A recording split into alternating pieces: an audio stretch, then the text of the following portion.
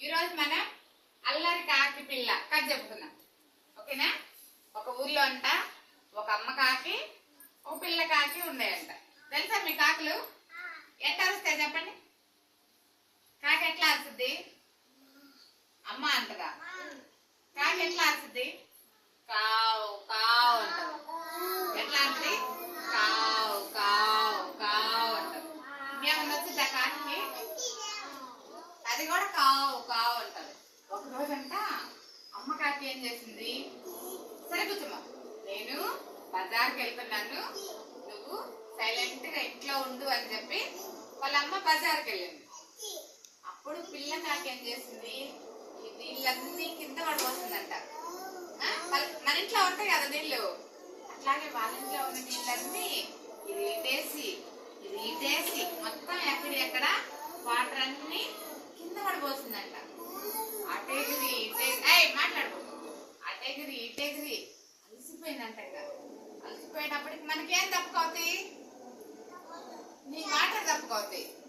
నీళ్ళన్నీ ఉన్నాయా తాగడానికి? మొత్తం మారిపోతుందంట. మారిపోసి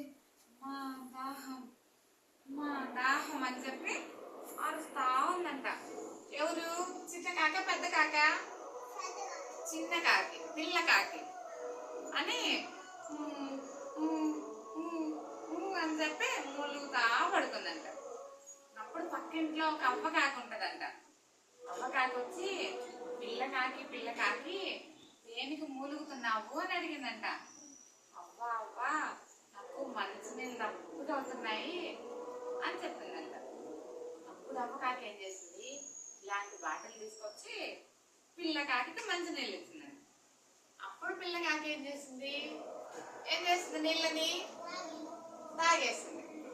తాగేసిన తర్వాత అమ్మయ్యా అని చెప్పి అనుకుందంట. అప్పుడు అమ్మ కాకి ఏం చెప్తుంది పిల్ల కాకి?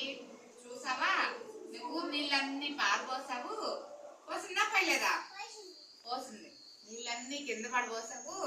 ఇప్పుడు నీకు మంచి నీళ్ళు తప్పుకైనా కూడా నీళ్లు లేవు. అందుకని నీళ్ళు ఎప్పుడు ఏం చేయాలి?